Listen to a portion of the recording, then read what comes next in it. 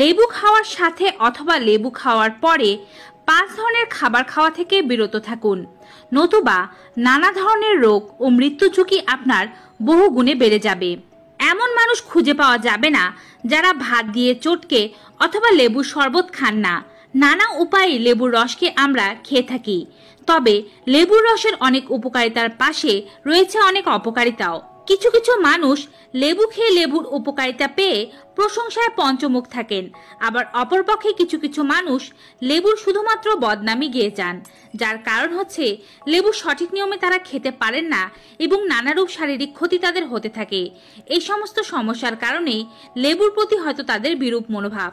তাই আমাদের সকলকেই জানতে হবে লেবু খাওয়ার সাথে কোন কোন খাবার খাওয়া বিষাক্ত, লেবুর উপকারিতা ও অপকারিতাগুলো সম্পর্কে। ভাইরাসের চিকিৎসা স্বরূপ অনেকেই লেবুকে ব্যবহার করছেন। লেবুর অনেক উপকারিতা আছে, সেটি নতুন করে আর বলার দরকার নেই।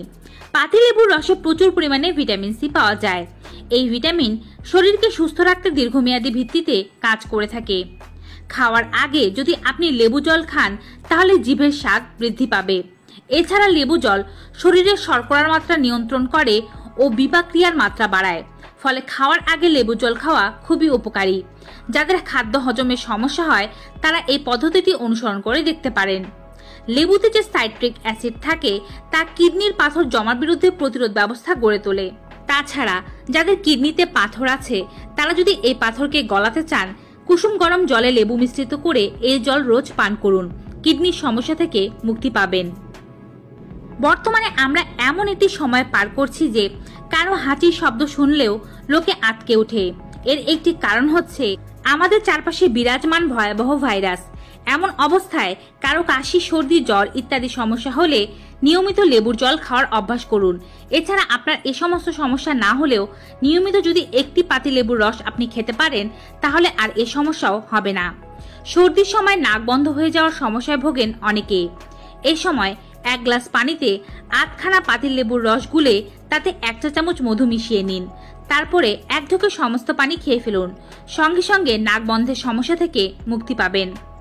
ইউরিক অ্যাসিডের রোগী অথবা গাঁটের ব্যথার সমস্যায় যারা ভুগছেন তাদের জন্য লেবু অমৃত স্বরূপ। আপনারা যদি রোজ সকালবেলা খালি পেটে কুসুম গরম জলের মধ্যে লেবু মিশ্রিত করে খেতে পারেন, শরীরের ইউরিক অ্যাসিড বেরিয়ে যাবে। ইউরিক অ্যাসিড যদি শরীরে কমে যায়, নিশ্চিতভাবে আপনার গাঁটের ব্যথার সমস্যাও কমতে শুরু করবে। আপনাদের মধ্যে যদি এমন কেউ থাকে যারা মাদকাসক্তি থেকে বেরিয়ে আসতে চান, তারা কিন্তু নিয়মিত লেবু জল খেতে পারেন। এতে করে মাদক সেবনের যে আসক্তি আছে তা থেকে অনেকটাই রেহাই পাওয়া যায়। লেবু জলের মিশ্রণ শরীরের ব্যাকটেরিয়া মারতে সাহায্য করে, ফলে এই মিশ্রণ পান করলে ফুড পয়জনিং এর মতো পেটের সমস্যার বিরুদ্ধে প্রতিরোধ ব্যবস্থা গড়ে তুলতে পারে আমাদের শরীর। পাতি লেবুর রস শরীরের ল্যাকটিক অ্যাসিড তৈরির মাত্রা নিয়ন্ত্রণ করে, ফলে বৃদ্ধি পায় শরীরের সামগ্রিক কার্যকারিতা। তাই নিয়মিত খেতে পারেন পাতি লেবুর রস। এসবের পাশাপাশি লেবুতে থাকা ভিটামিন সি আমাদের দাঁত ও হাড়ের গঠন মজবুত ও উন্নত করতে সাহায্য করে থাকে। অনেক উপকারিতার কথাই জানলেন। আমি যে উপকারিতাগুলোর কথা বলছি তার চেয়ে অনেক বেশি উপকারিতা রয়েছে লেবু জলের। যাদের গ্যাস্ট্রিকের সমস্যা হয় না তারা রোজ সকালবেলা খালি পেটে কুসুম গরম জলের মধ্যে বড় সাইজের পাতিলেবু হলে অর্ধেকটি পাতিলেবুর রস, মাঝারি সাইজের পাতিলেবু হলে একটি পাতিলেবুর রস মিশ্রিত করে পান করুন। তবে পানি যেন খুব গরম না থাকে, কুসুম গরম অবস্থায় থাকে সেদিকে খেয়াল রাখবেন। স্বাদ বাড়ানোর জন্য চাইলে এর মধ্যে মধুও মিশ্রিত করে নিতে পারেন। ডায়াবেটিস রোগীরা মধু বাদ দেবেন, তাহলে আপনারা লেবুর সমস্ত উপকারিতা পেতে পারবেন। তবে অনেকেই এই মিশ্রণটি সকালবেলা খালি পেটে খেতে পারেন না, তারা নাস্তা খাওয়ার আধা ঘন্টা পরে খাবেন। এই মিশ্রণটি খাওয়ার পরে 45 মিনিট থেকে 1 ঘন্টা পর্যন্ত অন্য কোনো খাবার না খাওয়াই ভালো। লেবুর এত উপকারিতার মাঝে এবারে বলছি লেবুর অপকারিতাগুলো সম্পর্কে। তারপরে বলবো লেবু খেয়ে কোন 5 ধরনের খাবার খাওয়া থেকে বিরত থাকতে হবে। লেবুর অপকারিতা হচ্ছে আপনি অতিরিক্ত পরিমাণে লেবু খেলে আপনার দাঁতের এনামেল নষ্ট হয়ে যাবে, ধীরে ধীরে দাঁত ক্ষয় হতে শুরু করবে। ঠান্ডা বা গরম কোনো কিছু খেলে দাঁতের শিরশিরে অনুভূতি হবে। মুখের মধ্যে থাকা নরম কোষ ক্ষতিগ্রস্ত হয় দীর্ঘমেয়াদী লেবু খেলে অথবা অতিরিক্ত পরিমাণে লেবু খেলে। তাই আপনি মাঝে মাঝে লেবু খাওয়া থেকে বিরতি দিন আপনার মুখকে। পাশাপাশি কখনোই অতিরিক্ত পরিমাণে লেবু খাবেন না, কারণ এর ফলে মুখে ফুসকুড়ি উঠতে পারে, যা আপনার কষ্টের কারণ হবে। আগেই বলেছি অনেকেরই খালি পেটে লেবু খাওয়া সহ্য হয় না, তাই এমন সমস্যা কারো থাকলে তারা খালি পেটে লেবু খাওয়া থেকে বিরত থাকুন। লেবু উপকারী বলে কখনোই অতিরিক্ত খাওয়া যাবে না, কেননা অতিরিক্ত ভিটামিন সি আমাদের শরীরের জন্য ভালো নয়। অতিরিক্ত লেবু খেলে অ্যাসিডিটির সম্ভাবনা বেড়ে যায়, বারবার বাথরুমে যাওয়া, শরীর শুকনো হয়ে যাওয়ার মতো সমস্যা দেখা দিতে পারে।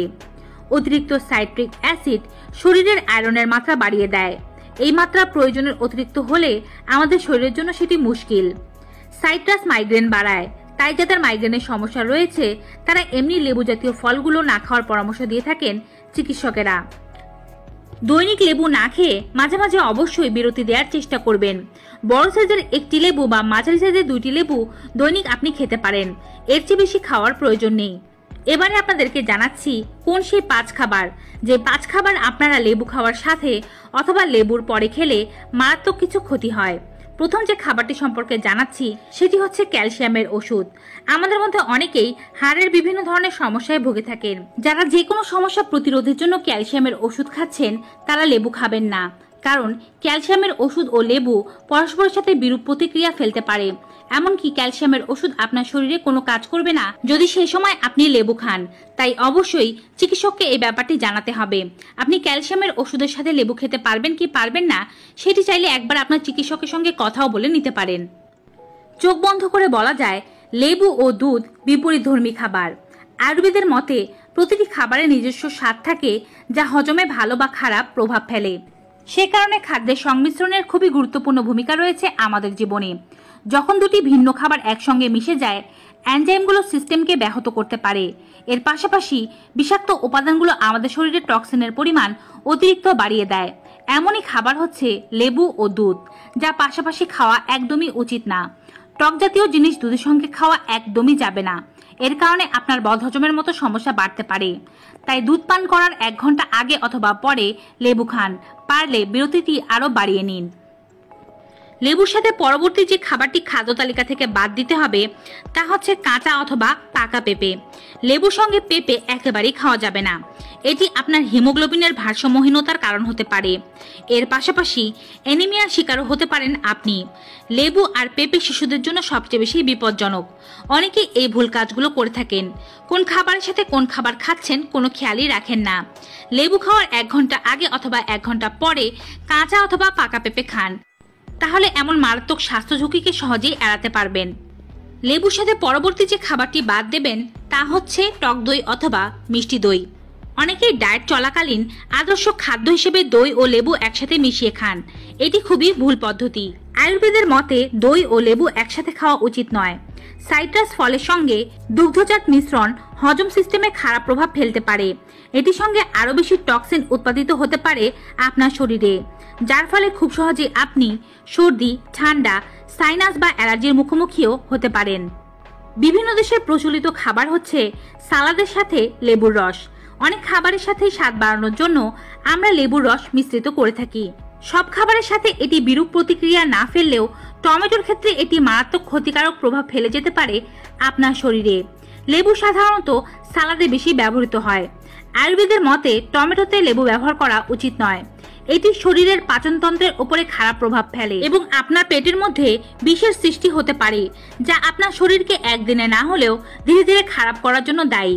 লেবুর মধ্যে যে রাসায়নিক উপাদানগুলো আছে তা টমেটোর উপাদানগুলোর সাথে মিশ্রিত হয়ে শরীরের পক্ষে মারাত্মক ক্ষতিকারক প্রভাব ফেলতে পারে।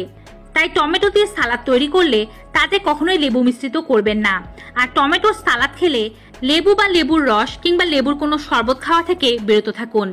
এই কয়েকটি নিয়ম মেনে চললে এবং পরিমাপ মতো লেবু খেতে পারলে লেবুর যে সমস্ত স্বাস্থ্য উপকারিতা আছে তা পরিপূর্ণভাবে আপনারা উপভোগ করতে পারবেন। তো ভিউয়ার্স, আজকের এই গুরুত্বপূর্ণ ভিডিওটি আপনাদের কাছে কেমন লেগেছে কমেন্ট বক্সে জানাতে ভুলবেন না। লেবু যেমন উপকারী, লেবুর খোসাও কিন্তু তেমন উপকারী। বলতে গেলে লেবুর খোসা লেবুর চেয়েও অনেক বেশি উপকারী। এই সম্পর্কিত যদি ভিডিও চান অবশ্যই কমেন্টে জানাবেন, আমি নেক্সটে আপনাদের জন্য ভিডিও তৈরি করব। আজকের মতো এখানেই বিদায় নিচ্ছি ভিউয়ার্স, দেখা হবে আবার নতুন একটি ভিডিওতে নতুন কিছু উপকারী তথ্য নিয়ে। ততক্ষণ পর্যন্ত সকলে ভালো থাকুন, সুস্থ থাকুন। Good bye and take care.